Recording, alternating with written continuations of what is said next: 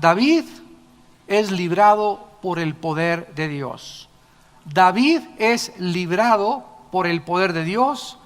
Es el tema que vamos a tratar en estos 11 versículos del primer libro de Samuel, capítulo 29. Y antes de que entremos a estudiar este capítulo, permítanme darles a ustedes algunos antecedentes para poder ubicarnos tanto en el contexto histórico como también en las verdades espirituales que el Espíritu Santo tiene para cada uno y a todos de nosotros. La mayor parte de los seres humanos, todos nosotros en general, vamos a atravesar en diferentes épocas de nuestra vida problemas, tribulaciones, sufrimientos, dificultades, adversidades, etcétera, etcétera. Y muchas veces estos problemas que vamos a enfrentar pueden llegar a convertirse en un momento crítico. O sea, problemas que tienen un grado tal de falta de esperanza, donde no vemos la luz, que pueden convertirse en hacernos sentir que estamos atrapados, que no hay salida. Por ejemplo, una esposa que descubra después de la luna de miel: Dios mío, Santa Virgen, José, María y todos los santos, ¿con quién me casé? Demasiado tarde. ¿Y ahora cómo me salgo de esto? ¿Alguno de ustedes que haya hecho algún negocio donde te das cuenta que fue un mal negocio, que vas a perder miles de pesos y que te sientes atrapado y sin salida? ¿Alguna muchacha por ahí que se vaya a hacer la prueba del embarazo y que se dé cuenta que está embarazada de un muchacho que realmente no es el que Dios había escogido para tu vida y que se siente atrapada sin salida, más que con dos opciones: la de abortar o la de tener al niño y tener que enfrentar el embarazo como una mujer soltera, ¿verdad? Una mujer no casada, con un problema gravísimo porque ella se adelantó y se comió la torta antes de tiempo. Así que tenemos nosotros diferentes problemas, diferentes tribulaciones a las que nos estamos enfrentando y que aparentemente no tienen salida alguna. El horizonte muchas veces, o los meses o las semanas que tenemos por delante, nos pueden parecer muy nublados, como con mucha borrasca. Vemos todo el cielo oscuro, no vemos una luz, no vemos absolutamente ninguna esperanza de poder escaparnos de nuestros problemas. Pero el maravilloso mensaje de la palabra de Dios es que no existe ninguna circunstancia, no existe ningún problema o dificultad lo suficientemente grande para el poder de Dios. No existe ningún problema en el que el Dios de todo el universo no pueda controlar y además convertir nuestros errores. La leche que echamos ahí al suelo, que derramamos en el suelo, la suciedad que dejamos embarrada por nuestras malas situaciones, por nuestras malas decisiones y las consecuencias que tenemos que enfrentar, no hay absolutamente ningún problema en el que Dios no lo pueda convertir para nuestro bien. Dice Romanos 8:28, porque todas las cosas, ¿cuántas cosas? Todas las cosas contribuyen para nuestro bien a los que aman a Dios. ¿Cuál es el secreto? Mira, mijita, vienes ahorita a decirme que ya tienes tu pancita. Tu problema no es tu pancita, sino yo como pastor te voy a decir cómo está tu relación con Dios. Si tú me traes ahorita tu pancita y me dices que te metiste con un muchacho y tu problema es que estás embarazada, tu problema no es el embarazo, tu problema es cómo está tu relación con Dios. Tu problema en el negocio que te metiste no es la deuda en la que vas a afrontar, sino cómo está tu relación con Dios. ¿Por qué? Si esta muchacha embarazada, si este hombre con ese mal negocio, si esta pareja con ese mal matrimonio, tienen una relación adecuada con Dios, Dios los va a sacar de su problema. No es el problema lo que estamos enfrentando, sino nuestra relación con Dios. De ahí va a depender absolutamente todo. Todos estamos buscando cómo salir de esta deuda, cómo salir de este embarazo, y buscamos, desgraciadamente, soluciones equivocadas. La muchacha embarazada busca, ¿qué cosa? El aborto, solución fácil. El otro, pues voy a robar para pagar mis deudas. El otro, pues me divorcio y punto, y se acabó el problema. Siempre estamos buscando las soluciones equivocadas. Sin embargo, la Biblia nos aconseja que no actuemos sin una dirección sabia, sin un consejo prudente, porque si tú tomas una solución equivocada como la de abortar, ya agravaste tu problema y tu pecado ya lo hiciste 5 veces más grande. Si tú robas para salir de un problema, ya hiciste mucho más grande y vas a tener más consecuencias todavía, que hasta en la cárcel puedas acabar, o hasta con SIDA puedas acabar, o hasta casarte. Ok, te divorcias para salir de ese problema, de ese matrimonio, y si te divorciaste solamente sin haber tomado las precauciones y no haber seguido el consejo de Dios, te vas a casar por segunda vez y te va a ir peor que en Guatemala. Saliste de Guatemala, Guatepeor.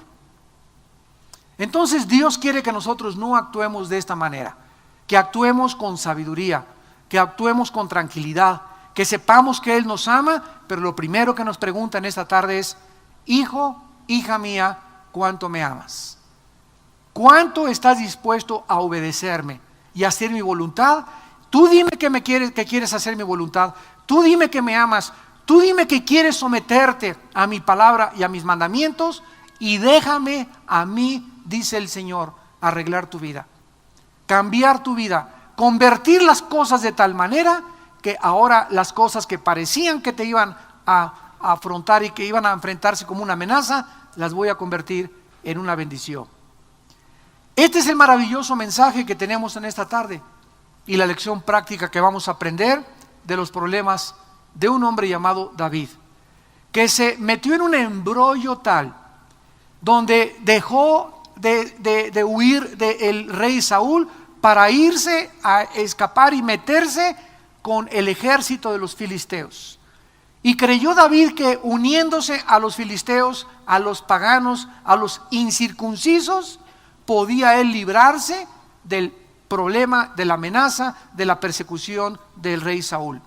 Y nos damos cuenta que llegó tan grave el problema de David, que ahora el ejército filisteo en este capítulo está listo para atacar a Israel. Y entonces el rey Aquis le dice a David: David, te vas a venir conmigo de mi personal guardaespaldas. Y hasta atrás venía el rey Aquis, hasta adelante los generales, y David con sus 600 hombres alrededor del rey, protegiéndolo para ir a pelear contra su propio pueblo. ¿Se imaginan ustedes? De repente David se encuentra en la que él tiene que luchar del lado de los filisteos contra su propia nación, a la cual Dios lo había profetizado y ungido para que fuera el futuro rey de Israel. ¿Qué iba a hacer David? ¿Cómo podía David escaparse de esta situación y este embrollo en el que se había metido? Y este es el tema que vamos en esta tarde a desarrollar. En los primeros 2 versículos, la narración comienza, primer libro de Samuel, capítulo 29, con estas palabras: los filisteos juntaron todas sus fuerzas en Afec, e Israel acampó junto a la fuente que está en Jezreel. Y cuando los príncipes de los filisteos pasaban revista a sus compañías de a 100 y de a 1000 hombres, David y sus hombres iban en la retaguardia con Aquis. David había abandonado, como dijimos ya, la tierra prometida para irse a refugiar en compañía y encontrar seguridad con los filisteos. Él había fracasado en haber encontrado en Dios seguridad, dirección, paz y tranquilidad, porque no lo podemos, como dijimos anteriormente en otras conferencias, juzgar. Llevaba 7 años David de ser perseguido, de ser un fugitivo, de andar de salto de mata en salto de mata, oprimido con la responsabilidad de 600 hombres, más las familias y las mujeres y los niños de esos 600 hombres de su ejército, y él tener que estar descubriendo, inventando, maquinando la forma de poder suplir comida para más de 1000 personas, agua para más de 1000 personas, además esconderlos a todos, proteger a las mujeres.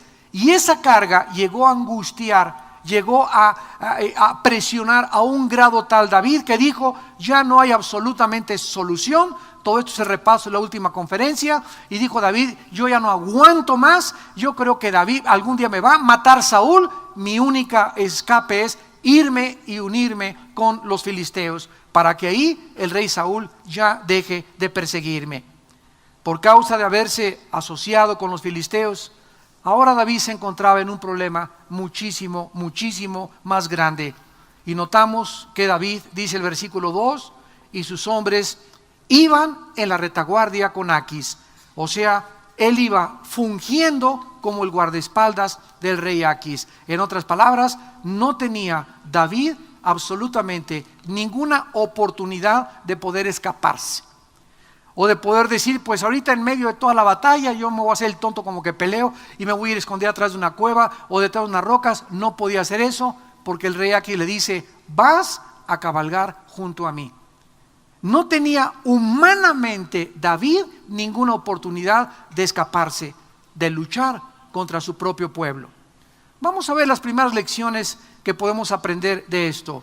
Asociarnos con personas equivocadas siempre nos acarreará problemas muy serios que van a afectar nuestra vida personal, nuestra vida familiar y nuestra vida espiritual.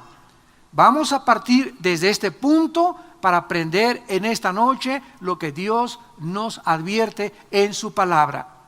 Desde el momento de que tú, muchachita, comenzaste a salir con un muchacho que no es cristiano y te comenzaste a dejar acariciar, desde el momento en que tú comenzaste a ambicionar que quieres más dinero fácil y no te importó entrar a ese negocio sucio, a ese lavado de dinero, a ese lavado de narcotráfico, a ese dinero del secuestro, del robo, etcétera, etcétera, desde que comenzaste a asociarte, porque nadie hace nada solo en la vida, no hay llaneros solitarios. Si vas a robar con 2 o 3. Si tienes un amigo que no es cristiano filisteo, segurísimo que tiene 2 o 3 también con los que te juntas. Si tienes problemas de tu matrimonio y estás saliendo con personas no cristianas, las personas no cristianas van a comenzar a infectarte, van a comenzar a contaminarte. Esta asociación es el inicio de nuestros problemas futuros.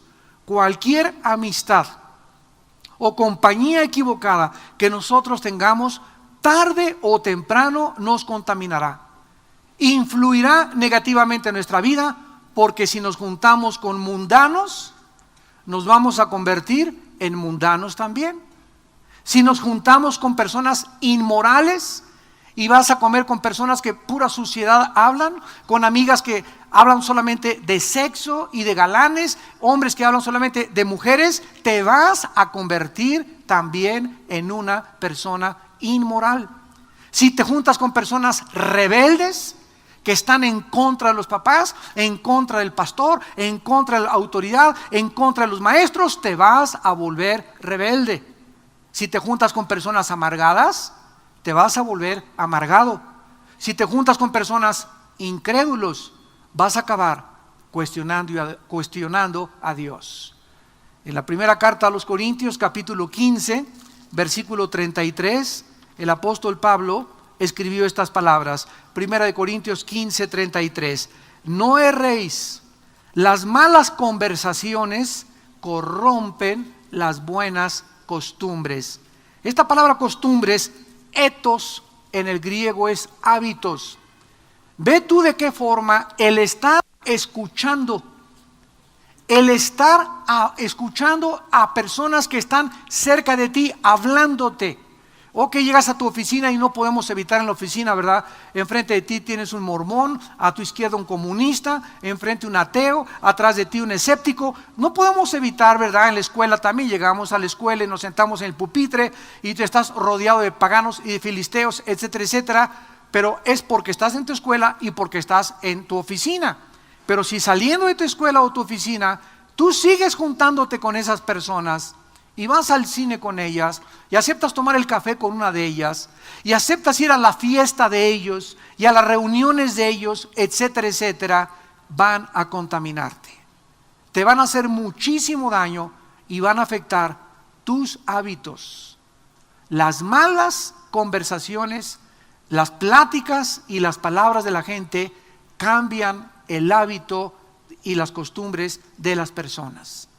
En otras palabras, tu hábito va a ser ya hablar con groserías. Tu hábito ya vas a comenzar a tomar como normal hablar de sexo y hablar de tonterías, y vas a acabar ahí en el Palacio de los Deportes en la exposición del sexo, viendo a todas las encueradas y todos los homosexuales y toda la degradación.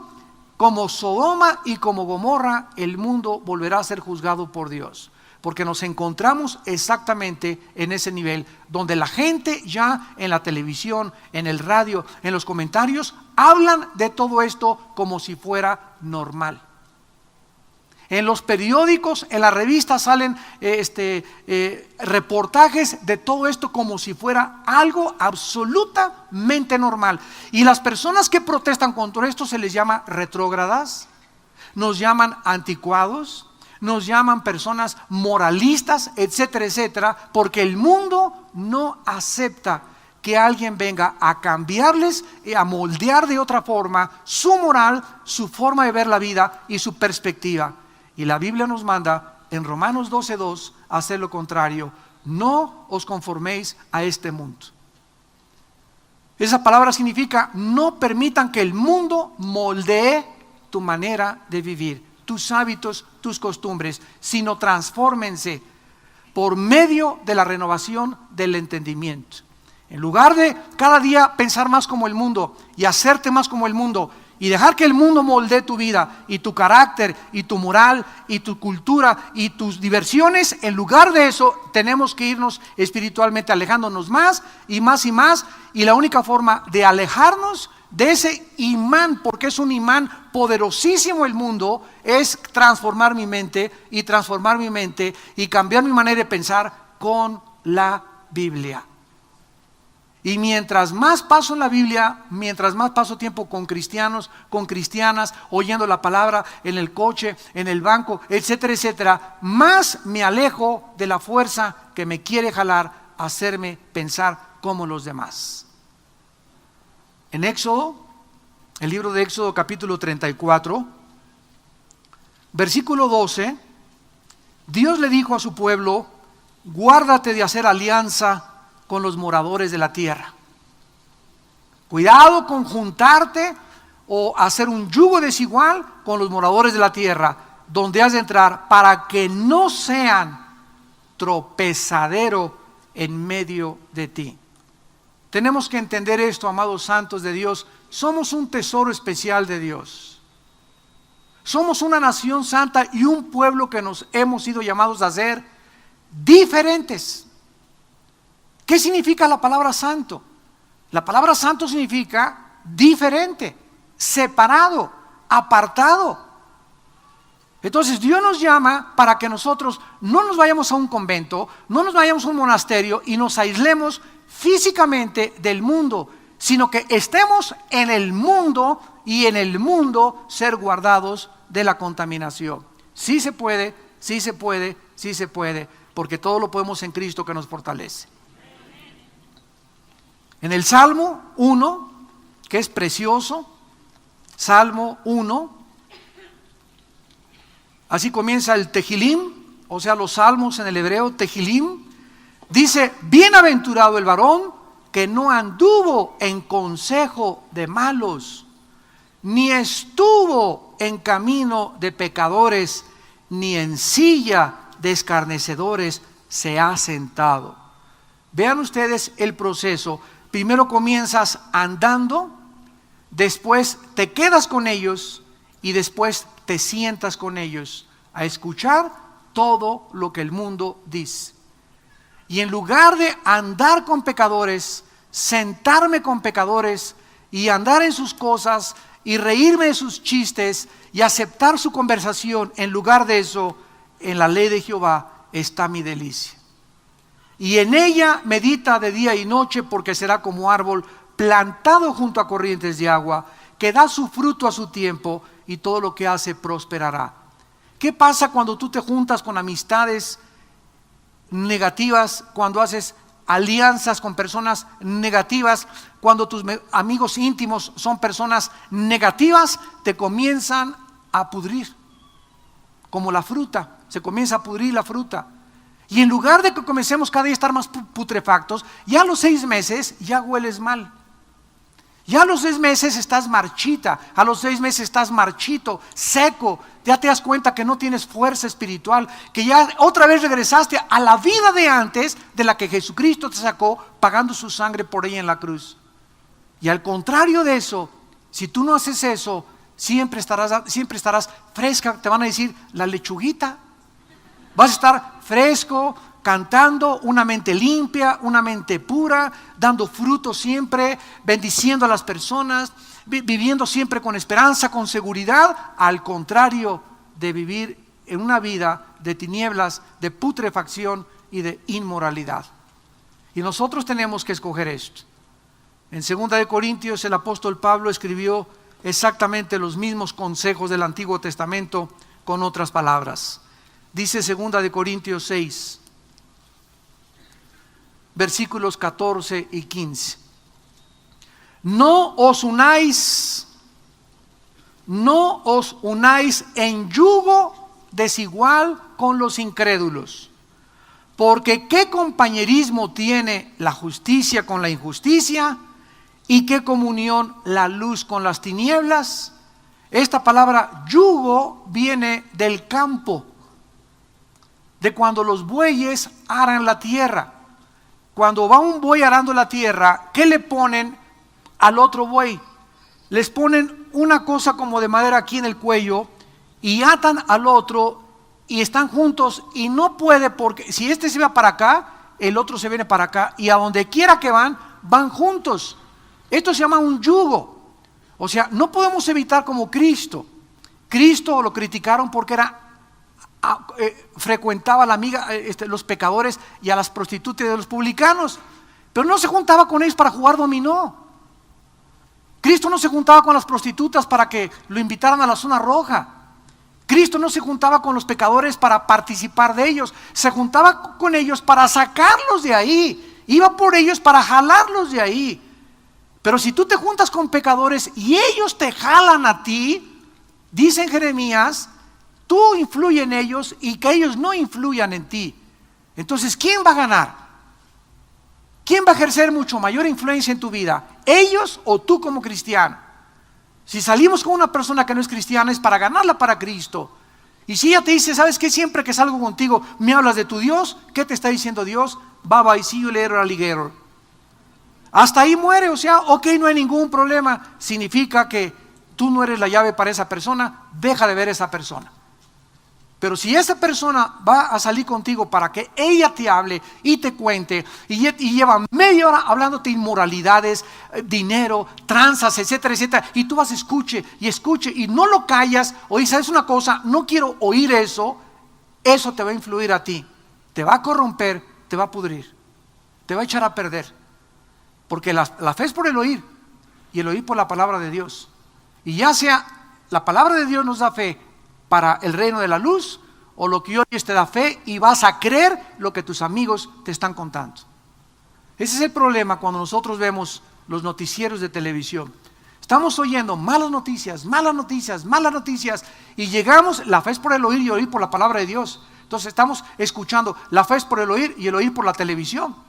Lo que oyes en la televisión crea en ti convicción y te convences que lo que dice la televisión es verdad, que lo que dice el gobierno, lo que dice esa persona, lo que dice ese artista es verdad. Tú te convences porque la televisión tiene ese efecto de lavar el cerebro, para bien o para mal.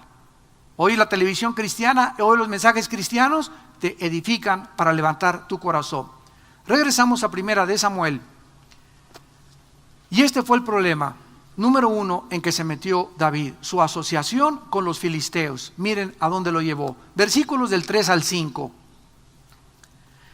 Y entonces los príncipes de los filisteos, o sea, los generales, los más importantes militares del rey Aquis, dijeron, ¿qué hacen aquí estos hebreos?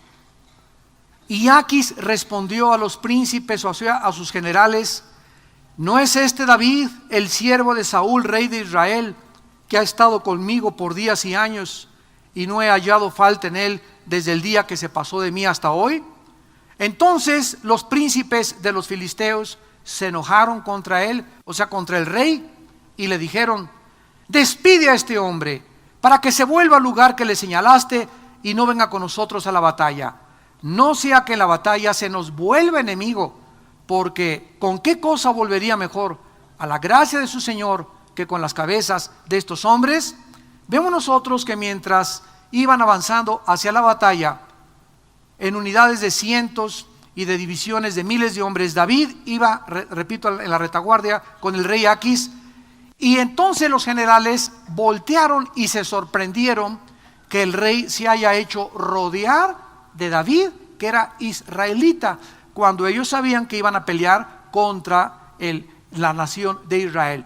Se sorprendieron y se voltearon sorprendidos y comenzaron a cuestionar al rey de por qué permitía que David los acompañara a la batalla.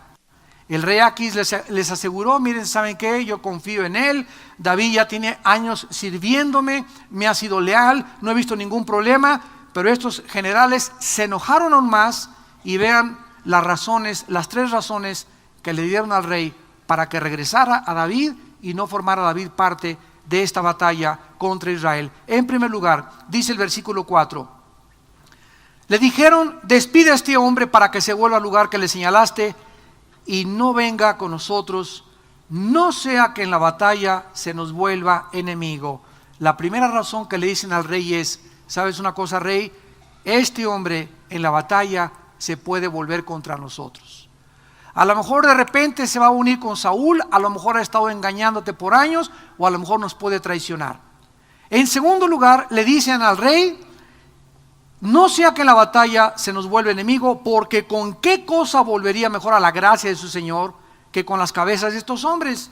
O sea que David podía usar la batalla como una oportunidad para ganarse el favor del rey Saúl al unirse con Israel. Si en el momento cuando estaba más enfrascada el ardor de la batalla, David se unía de repente al rey Saúl, entonces Saúl iba a perdonar a David y le iba a decir: Dios mío, ahora sí sé que no eres un traidor porque te vienes a pelear con nosotros.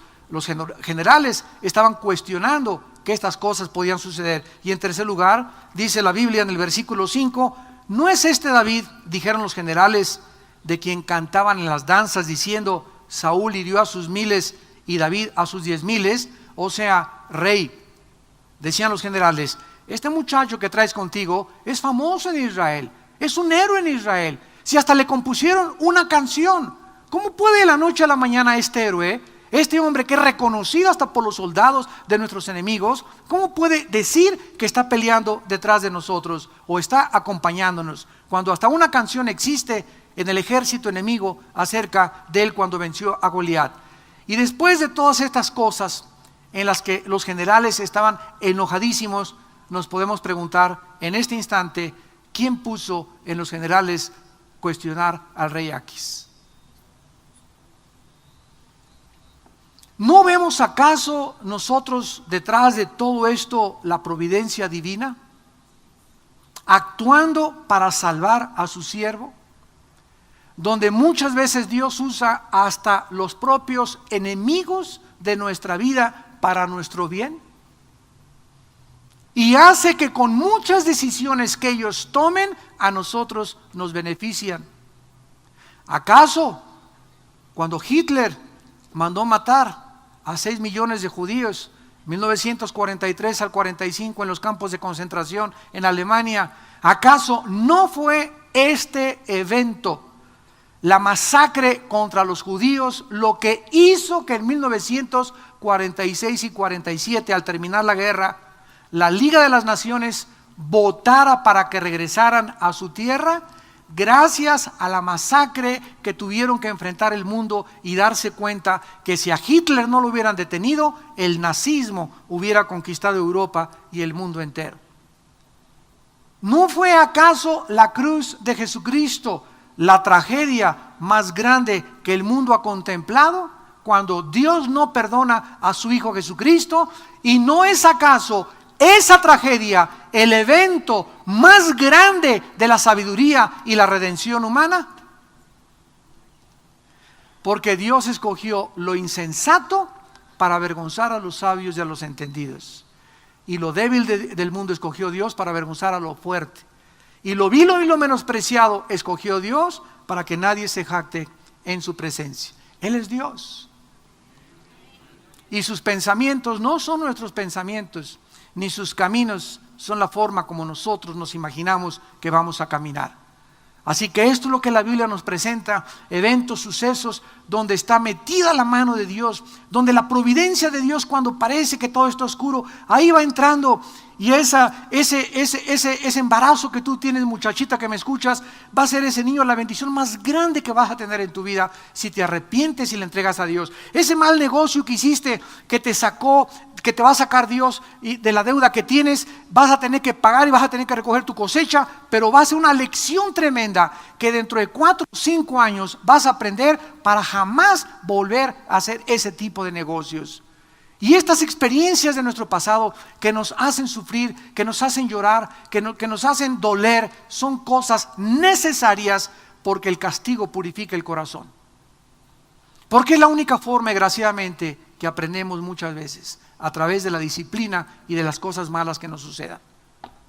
¿Quién va a hacer a entender a tu hijo que ya se fue otra vez? Hermano, ya se fue mi hijo otra vez de la casa, ya de las drogas, y le di una cueriza, lo agarré las greñas, le rompí 3 tablas, etcétera, etcétera. Nada de lo que tú hagas físicamente contra tu hijo lo vas a entender. Él va a necesitar allá en la calle acabar en un reclusorio, lo vas a ir a visitar al psiquiátrico a lo mejor, o a lo mejor en la cárcel, y ahí en la cárcel, en el reclusorio o en la Cruz Roja, ahí es donde Dios le va a enseñar que las drogas son malas. Y él va a tener que aprender en su propia carne, a través del dolor y el sufrimiento, lo que nada se le puede enseñar a través de las palabras. Desgraciadamente, así es la naturaleza humana. Esa muchacha embarazada se tuvo que embarazar para aprender que no se acueste con cualquier roto quinto patier, contra cualquier pelagatos, como decía mi abuelita. El mal negocio te va a hacer aprender a no asociarte con incrédulos. Pero Dios no nos va a sacar tan fácilmente de los problemas. Él tiene que hacernos entender cómo llegaste a este problema. Porque si nos saca luego, ¿verdad? No aprendemos la lección. Qué fácil sería que ya ahorita ya salgo de las deudas, ahorita ya salgo de este problema. Esa no es la manera de tratar de Dios. Sus pensamientos no son los pensamientos. Él necesita que nosotros estemos convencidos que hemos pecado, que lo hemos ofendido, que hemos ido contra sus mandamientos, que nos hemos rebelado. Y cuando Dios ve ese quebrantamiento en nuestra vida, Él está dispuesto a intervenir en tu vida y en mi vida para convertir todo para nuestro bien. Seguimos leyendo. Y dice la Biblia entonces que después de esto, ¿verdad? Los generales invitan al rey a que por favor regrese a David y que ya no le permita intervenir en esta guerra. En el versículo 6 al versículo 7, entonces Aquis llamó a David y le dijo: vive Jehová, que tú has sido recto y que me ha parecido bien tu salida y tu entrada en el campamento conmigo, y que ninguna cosa mala te he hallado en ti desde el día que viniste a mí hasta hoy. Mas a los ojos de los príncipes, o sea, la palabra príncipes, acuérdense, son generales o son los principales militares. A los ojos de los príncipes no agradas. Vuélvete pues y vete en paz, para no desagradar a los príncipes de los filisteos. Después de escuchar los argumentos de sus generales, el rey Aquis estuvo de acuerdo en que David fuera regresado a la ciudad que le habían asignado. ¿Se acuerdan cómo se llamaba la ciudad que le había asignado el rey Aquis? La ciudad de Siclag. En 1 Samuel 27, el 9 al 12, Dios le dio a David la sabiduría para no vivir en la capital de los filisteos, sino en una ciudad retirada donde él podía actuar a favor del pueblo de Israel debajo del cuidado y la supervisión del rey Aquis. El rey Aquis no quería perder a David. Estaba contento. En muchos años él había llevado muchos botines y había peleado de los filisteos y se había beneficiado grandemente con las conquistas de David. Por estas razones el rey Aquis procedió con mucho tacto y le agradeció por sus servicios, informándole la decisión de los generales. David, discúlpame, pero yo no te puedo ir a la guerra, aunque yo soy el rey y puedo decirles, pues se impone mi voluntad. ellos no van a confiar en ti y no quiero ir a la guerra con todos mis generales desconfiando en contra de ti. Sin embargo, David objetó la decisión del rey. Esto es sorprendente, versículo 8. David respondió a Aquis: ¿qué he hecho? En lugar que dijera, bueno, ahí nos hemos hecho la raya, ¿verdad?, de la que me he salvado. Vean ustedes a David: ¿qué he hecho? ¿Qué has hallado en tu siervo desde el día que estoy contigo hasta hoy, para que yo no vaya y pelee contra los enemigos de mi señor el rey? Le preguntó al rey por qué sus generales sospechaban de él. Oye, ¿qué motivo tienen de cuestionarme si yo te he sido fiel durante tantos años? ¿Qué quiso David decir al dirigirse de esta manera al rey Aquis? Se refería, vean ustedes lo que dice al final: para que pelee contra los enemigos de mi señor el rey. ¿Se refería al decir David mi señor el rey al rey Aquis, o al rey Saúl, o al supremo rey del universo? Noten ustedes la ambigüedad de la objeción de David al no nombrar quién era realmente su enemigo y no identificando quién era su señor el rey. Lo dejó como quien dice, ¿verdad?, en un lenguaje ambiguo, en lenguaje subjetivo, donde no se podía realmente entender el rey Aquis. Desde lo que ni por aquí le pasó que estuviera hablando de otra persona.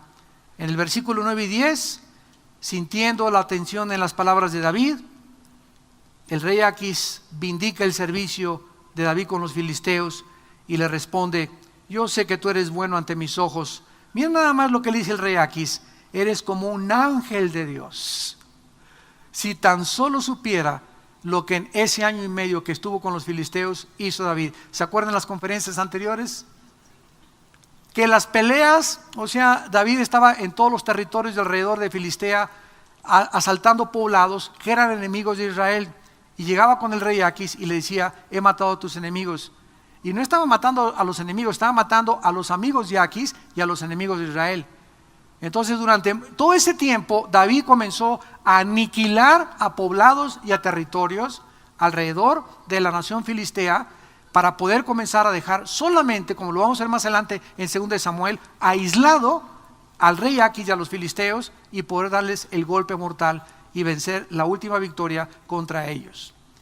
Pero sin embargo, el rey Aquis estaba tan convencido de que él era como un ángel de Dios. Si supiera qué angelito tenía a su lado, como un ángel de Dios. Miren ustedes la gracia que le dio Dios a este lépero de David, después de todo lo que hizo, ¿verdad? Y cómo Dios es paciente con nosotros y se acuerda que somos polvo, y como vamos a ver más adelante lo que Él se ha propuesto en nuestra vida, Dios no nos va a dejar hasta que completemos nuestra misión. Y nos hará entender, como dice el Salmo 32, por las buenas o por las malas. Pero Dios nos va a hacer entender, aunque sea de la oreja nos trae, pero Dios ama al que ama, disciplina y azota al que recibe por hijo. Eres como un ángel de Dios, pero los príncipes de los filisteos, David, me han dicho: no venga con nosotros a la batalla.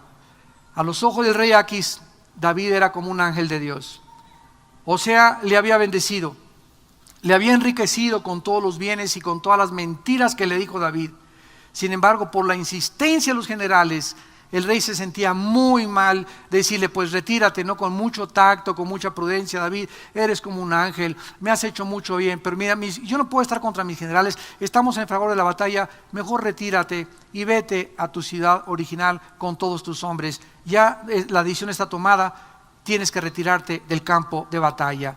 Versículo 10, levántate de mañana, le dice el rey, tú y los siervos de tu señor que han venido contigo, y levantándose al amanecer, se marchó.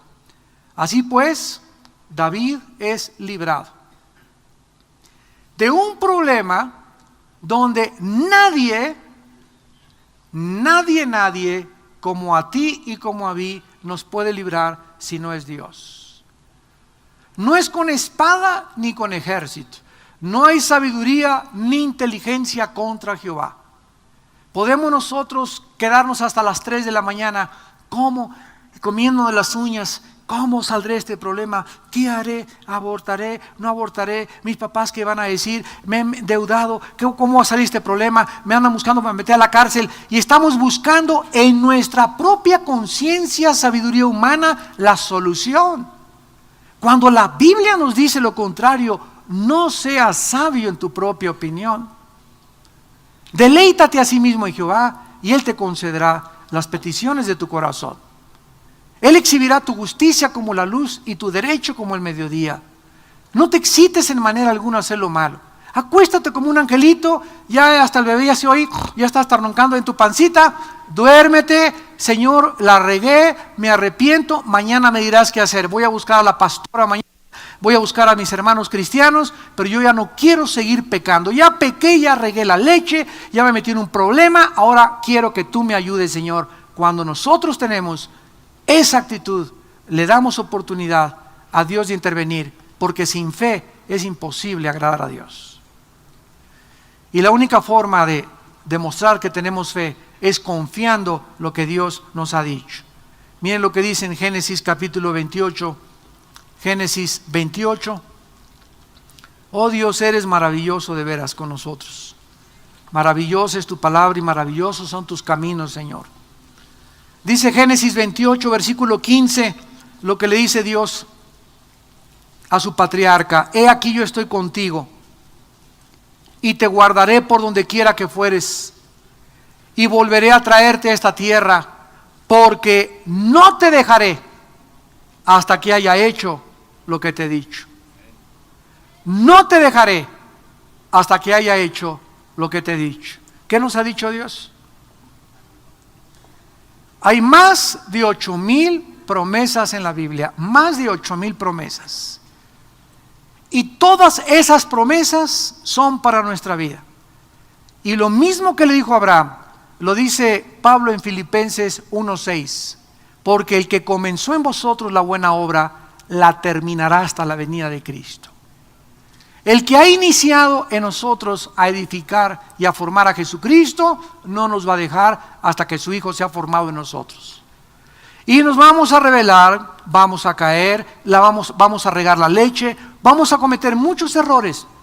Nos vamos a encontrar en muchas situaciones en la vida donde no hay salida, donde nos sentimos atrapados, donde humanamente no tengo ni el dinero para salir de este problema, no tengo ni cara para presentarme con mis papás, no sé qué hacer. Ahí es cuando Dios le dijo a Moisés, cuando el pueblo se sentía atrapado entre el Mar Rojo y los egipcios: diles que se estén quietos y que vean mi salvación.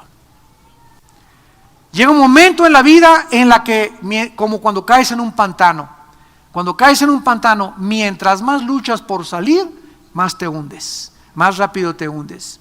Y así cuando llegan las aguas pantanosas a nuestra vida, en nuestros propios esfuerzos, ¿qué haré? Le hablas al compadre, le hablas al abogado, a la doctora Corazón, a Walter Mercado, y comienzas por todos lados a tratar de buscar humanamente consejos, personas, y se te olvida que aquí está todo. Que aquí Dios tiene la respuesta para tu vida y que en ese momento estate quieto. Ya deja de luchar, ya deja de buscar, híncate nada más. Clama al cielo, por nada estés afanoso, sino sean conocidas tus peticiones delante de mí, con todo ruego y súplica. Filipenses 4:6. Y la paz de Dios que sobrepasa todo entendimiento, guardará tus pensamientos y tu corazón en Cristo Jesús. Qué maravilloso es caer y decirle: Padre, le he regado, me caí del caballo, regué la leche, he pecado contra ti, he hecho un pecado tremendo, no hallo la solución, me siento con culpa. Pero tú no puedes seguir con esa culpa, ni con esa conciencia atormentándote, porque vivirías en incredulidad. Ya vivir 3 días, ay qué culpa, pero ¿qué acaso la Biblia no dice: si confesamos nuestros pecados, Él es fiel y justo para perdonarnos y limpiarnos de toda maldad? ¿No lo dice la Biblia? 1 Juan 1:8 y 9. Entonces, ¿por qué 3 días? Ay, con ese pecado, ay, no es que ay, no. ¿Qué implica con esa conciencia que tienes hace 3 días? ¿Qué hago? Que en esos 3 días no crees lo que dice Dios en la Biblia. Y prefieres vivir atormentada, prefieres vivir con culpa, prefieres vivir con vergüenza que confiar en las manos de Dios. Y la incredulidad hará que se agrave mucho, mucho, mucho más tu problema. Dice en el Salmo capítulo 91, Salmo 91, versículo 12, en las manos te llevará para que tu pie no tropiece en piedra. Dice el versículo 1 y 2, el que habita al abrigo del Altísimo morará bajo la sombra del Omnipotente. Escuchen, la palabra habitar, yashav, significa acampar o hacer campamento. La palabra abrigo, seter, en el hebreo significa lugar secreto. A ver, el que acampa, el que está cerca de la presencia de Dios, en el secreto de Dios, morará, o sea, permanecerá bajo la sombra, bajo su cuidado y bajo su protección. Hace rato les compartía yo a los pastores que ahora que lleguemos a 2 de Samuel en el capítulo 1, ya le traen las noticias a David de que Saúl murió en el campo de batalla con Jonatán. ¿Por qué murió Jonatán? Porque él era el heredero del trono. Y si hubiera quedado vivo Jonatán, no podía David ser rey. Así que tenía que morir porque toda la dinastía de Saúl, Dios había prometido que iba a desaparecer.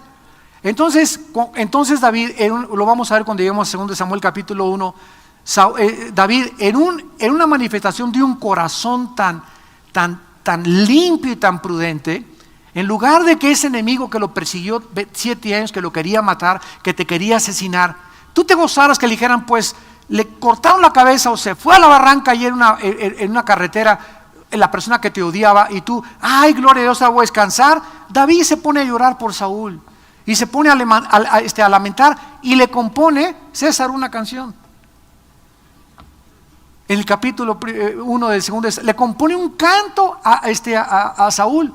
Y en una de las estrofas, es un canto de 5 estrofas, y en una de las estrofas dice David lo siguiente: es que Saúl entró a la batalla y su escudo no estaba ungido.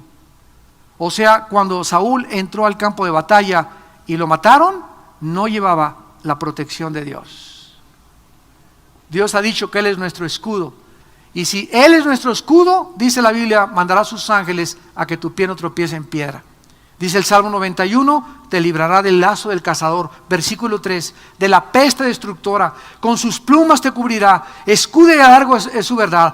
No temerás el terror nocturno, ni saeta que vuele de día, ni pestilencia, ni mortandad, etcétera. Caerán a tu lado 1000 y 10,000 a tu diestra, y a ti no te llegará.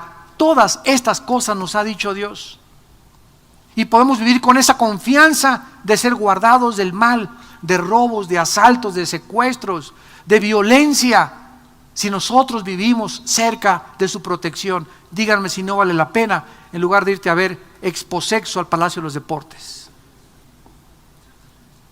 Dios nos da una vida de seguridad, de limpieza, de paz, de tranquilidad, y el mundo nos está jale, y cada vez son más las tentaciones, cada vez son más las tentaciones.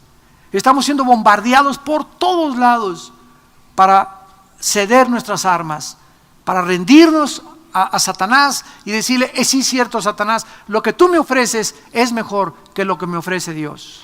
Esto se llama apostatar, salirse del camino, salirse de la verdad y regresar al lodo de donde Dios nos sacó.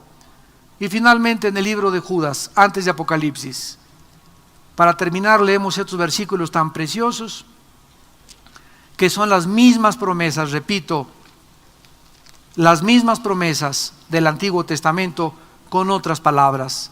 Dice Judas, versículo 24 y 25: y aquel que es poderoso para guardarlos sin caída y presentarlos sin mancha delante de su gloria con gran alegría, al único y sabio Dios, nuestro Salvador, sea gloria y majestad, imperio y potencia, ahora y por todos los siglos. Aquel que es poderoso para guardarnos, que no nos caigamos del caballo, porque somos guardados por el poder de Dios mediante la fe. Y dejamos de ejercer la fe y nos caemos del caballo. Pero aun cuando nos caemos del caballo, como se cayó David, él escribió más tarde en el Salmo 37, cuando el justo cayere, no quedará tirado, porque Jehová sostiene su mano. Qué grande es esta canción, grande es, oh Señor, tu fidelidad. Oremos.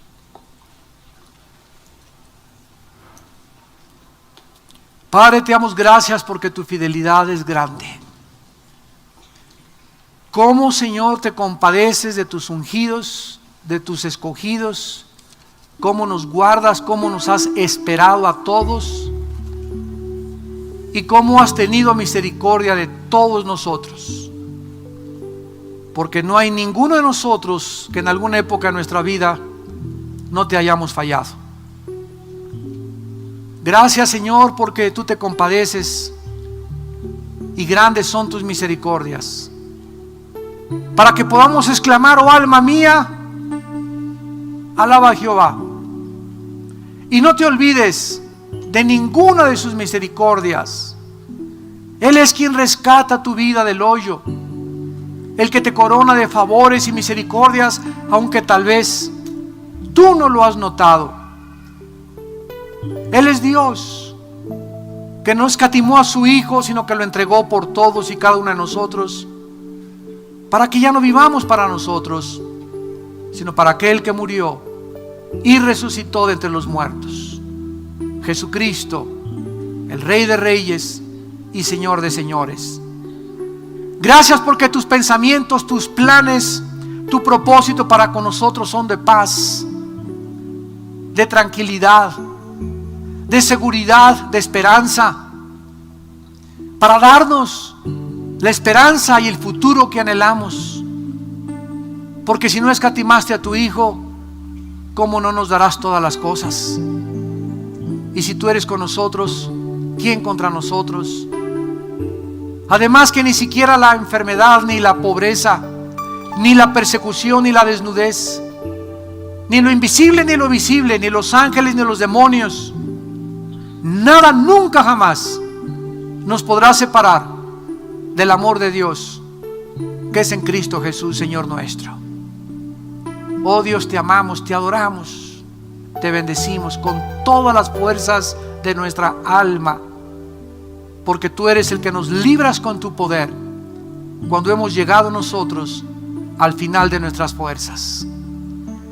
En esta tarde, tal vez ustedes también que nos ven por la televisión, hay algunos que han llegado o piensan que han llegado al final de su vida. Tal vez te encuentras en un problema, en alguna tribulación, donde crees, de acuerdo a tu imaginación y a tus pensamientos, que ya no hay solución, que te has metido en un problema tan grave que no hayas cómo salir. ¿Cuál es el mensaje de Dios para tu vida? No tomes una decisión equivocada. No actúes impulsivamente. No trates mucho menos de quitarte la vida. Dios puede intervenir con su mano poderosa en tu vida. Dios puede hacer lo inimaginable en tu vida si tú le entregas tu corazón y te arrepientes de tu problema, que es el pecado el que te ha hecho caer en eso, porque es el pecado el que siempre nos hará sufrir. Es el alejarnos de Dios, el aislarnos de Dios, el regresar al mundo, lo que nos hace vivir tan infelices, tan vacíos, con una conciencia que nos atormenta y nos culpa, con una conciencia que no nos deja ni siquiera dormir. Vuélvete a Dios en este momento en que Él te está hablando. Entrégale tu corazón a Jesucristo. Si eres cristiano, pídele perdón y vuélvete otra vez a tomar de su mano. Ya no tengas esas compañías, ya no salgas con esas amistades, ya no tengas esas amigas, esos amigos. Te están haciendo mucho daño a ti y a tu familia. Déjalos. Obedece a Dios, créele a Dios, y por ello te vendrá paz y gozo y alegría tendrás en tu corazón. Pero si hay alguna persona que aún no tiene a Jesucristo en esta tarde y que lo quieres invitar a tu vida, ahí desde tu lugar, dile estas palabras: Señor, en esta tarde he escuchado que eres un Dios todopoderoso y que no hay ningún problema lo suficientemente grande que tú no puedas solucionar. Confieso que he llegado a mi vida a un momento donde sé que te necesito, donde sé que solo tú puedes cambiar mis circunstancias y solo tú puedes cambiar mi manera de vivir. Te pido, Señor, que me perdones de mis pecados. Reconozco que te he ofendido con mi vida. Creo que en la cruz tu santo Hijo Jesucristo pagó con su sangre por mis pecados. Y te pido, Señor Jesús, porque creo que a los 3 días resucitaste entre los muertos, que entres a mi corazón en este instante como mi Señor y mi Salvador. En el nombre de Jesús. Gracias porque salgo en este momento teniéndote a ti en mi vida, con esa paz que solamente tú me puedes dar, de saber que me has perdonado y que vas a cambiar mis circunstancias por amor a tu Hijo, que dio su vida por mí, para que yo ya no viva para mí, sino que ahora te entrego mi vida, Señor, para vivir para ti, en el nombre de Jesús. Amén. Y unirme con los filisteos, para que ahí el rey Saúl ya deje de perseguirme. Por causa de haberse asociado con los filisteos, ahora David se encontraba en un problema muchísimo más grande. Y notamos que David, dice el versículo 2, y sus hombres iban en la retaguardia con Aquis.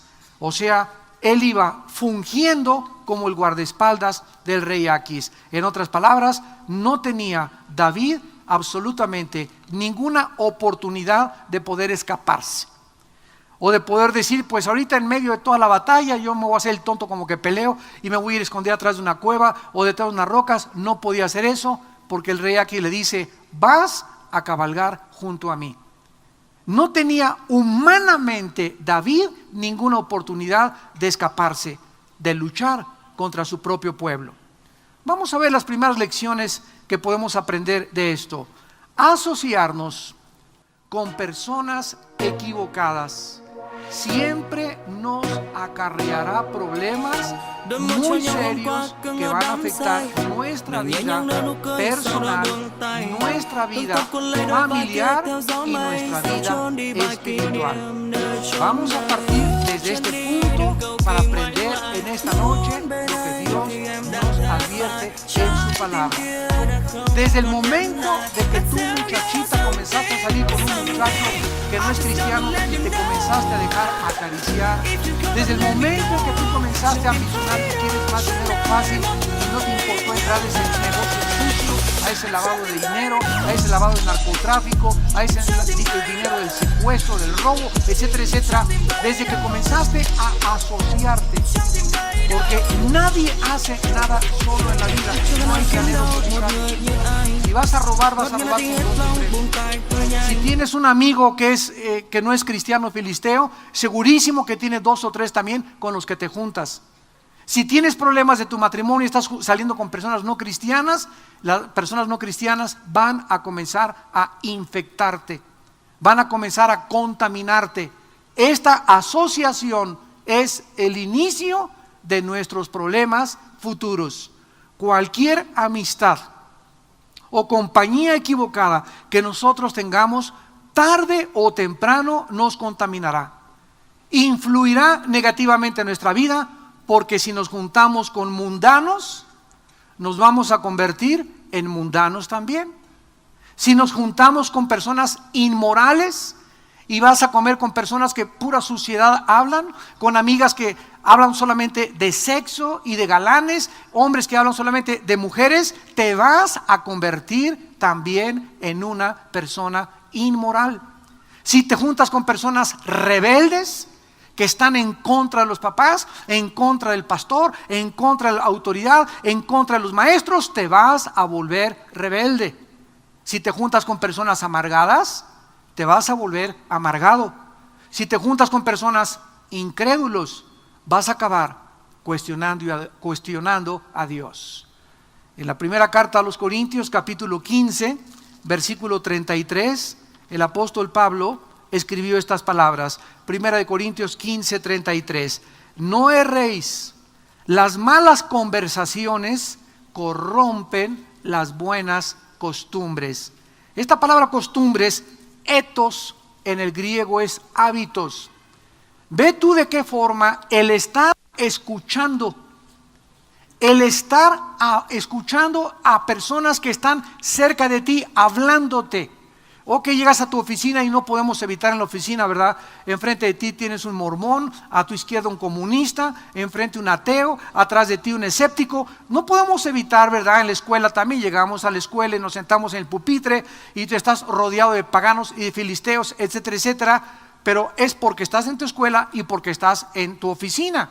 Pero si saliendo de tu escuela o tu oficina, tú sigues juntándote con esas personas y vas al cine con ellas, y aceptas tomar el café con una de ellas, y aceptas ir a la fiesta de ellos, y a las reuniones de ellos, etcétera, etcétera, van a contaminarte. Te van a hacer muchísimo daño y van a afectar tus hábitos. Las malas conversaciones, las pláticas y las palabras de la gente cambian el hábito y las costumbres de las personas. En otras palabras, tu hábito va a ser ya hablar con groserías. Tu hábito ya vas a comenzar a tomar como normal hablar de sexo y hablar de tonterías, y vas a acabar ahí en el Palacio de los Deportes en la exposición del sexo, viendo a todas las encueradas y todos los homosexuales y toda la degradación. Como Sodoma y como Gomorra, el mundo volverá a ser juzgado por Dios. Porque nos encontramos exactamente en ese nivel, donde la gente ya en la televisión, en el radio, en los comentarios, hablan de todo esto como si fuera normal. En los periódicos, en las revistas salen reportajes de todo esto como si fuera algo absolutamente normal. Y las personas que protestan contra esto se les llama retrógradas, nos llaman anticuados, nos llaman personas moralistas, etcétera, etcétera, porque el mundo no acepta que alguien venga a cambiarles y a moldear de otra forma su moral, su forma de ver la vida y su perspectiva. Y la Biblia nos manda en Romanos 12:2 a hacer lo contrario. No os conforméis a este mundo. Esa palabra significa: no permitan que el mundo moldee tu manera de vivir, tus hábitos, tus costumbres, sino transfórmense por medio de la renovación del entendimiento. En lugar de cada día pensar más como el mundo y hacerte más como el mundo y dejar que el mundo moldee tu vida y tu carácter y tu moral y tu cultura y tus diversiones, en lugar de eso tenemos que irnos espiritualmente alejándonos más y más y más. Y la única forma de alejarnos de ese imán, porque es un imán poderosísimo el mundo, es transformar mi mente y cambiar mi manera de pensar con la Biblia. Y mientras más paso en la Biblia, mientras más paso tiempo con cristianos, con cristianas, oyendo la palabra en el coche, en el banco, etcétera, etcétera, más me alejo de la fuerza que me quiere jalar a hacerme pensar como los demás. En Éxodo, el libro de Éxodo capítulo 34, versículo 12, Dios le dijo a su pueblo: guárdate de hacer alianza con los moradores de la tierra. Cuidado con juntarte o hacer un yugo desigual con los moradores de la tierra, donde has de entrar, para que no sean tropezadero en medio de ti. Tenemos que entender esto, amados santos de Dios. Somos un tesoro especial de Dios. Somos una nación santa y un pueblo que nos hemos sido llamados a ser diferentes. ¿Qué significa la palabra santo? La palabra santo significa diferente, separado, apartado. Entonces Dios nos llama para que nosotros no nos vayamos a un convento, no nos vayamos a un monasterio y nos aislemos físicamente del mundo, sino que estemos en el mundo y en el mundo ser guardados de la contaminación. Sí se puede, sí se puede, sí se puede, porque todo lo podemos en Cristo que nos fortalece. En el Salmo 1, que es precioso, Salmo 1, así comienza el Tehilim, o sea los salmos en el hebreo, Tehilim, Dice, bienaventurado el varón que no anduvo en consejo de malos, ni estuvo en camino de pecadores, ni en silla de escarnecedores se ha sentado. Vean ustedes el proceso. Primero comienzas andando, después te quedas con ellos y después te sientas con ellos a escuchar todo lo que el mundo dice. Y en lugar de andar con pecadores, sentarme con pecadores y andar en sus cosas y reírme de sus chistes y aceptar su conversación, en lugar de eso, en la ley de Jehová está mi delicia. Y en ella medita de día y noche, porque será como árbol plantado junto a corrientes de agua, que da su fruto a su tiempo y todo lo que hace prosperará. ¿Qué pasa cuando tú te juntas con amistades negativas, cuando haces alianzas con personas negativas, cuando tus amigos íntimos son personas negativas? Te comienzan a pudrir, como la fruta, se comienza a pudrir la fruta. Y en lugar de que comencemos cada día a estar más putrefactos, ya a los 6 meses ya hueles mal. Ya a los 6 meses estás marchita, a los 6 meses estás marchito, seco. Ya te das cuenta que no tienes fuerza espiritual, que ya otra vez regresaste a la vida de antes, de la que Jesucristo te sacó pagando su sangre por ella en la cruz. Y al contrario de eso, si tú no haces eso, siempre estarás fresca. Te van a decir la lechuguita. Vas a estar fresco, cantando, una mente limpia, una mente pura, dando fruto siempre, bendiciendo a las personas, viviendo siempre con esperanza, con seguridad, al contrario de vivir en una vida de tinieblas, de putrefacción y de inmoralidad. Y nosotros tenemos que escoger esto. En 2 Corintios el apóstol Pablo escribió exactamente los mismos consejos del Antiguo Testamento con otras palabras. Dice 2 Corintios 6, versículos 14 y 15. No os unáis en yugo desigual con los incrédulos, porque ¿qué compañerismo tiene la justicia con la injusticia? ¿Y qué comunión la luz con las tinieblas? Esta palabra yugo viene del campo, de cuando los bueyes aran la tierra. Cuando va un buey arando la tierra, ¿qué le ponen al otro buey? Les ponen una cosa como de madera aquí en el cuello y atan al otro y están juntos, y no puede, porque si este se va para acá, el otro se viene para acá, y a donde quiera que van juntos. Esto se llama un yugo. O sea, no podemos evitar como Cristo. Cristo lo criticaron porque frecuentaba los pecadores y a las prostitutas de los publicanos, pero no se juntaba con ellos para jugar dominó. Cristo no se juntaba con las prostitutas para que lo invitaran a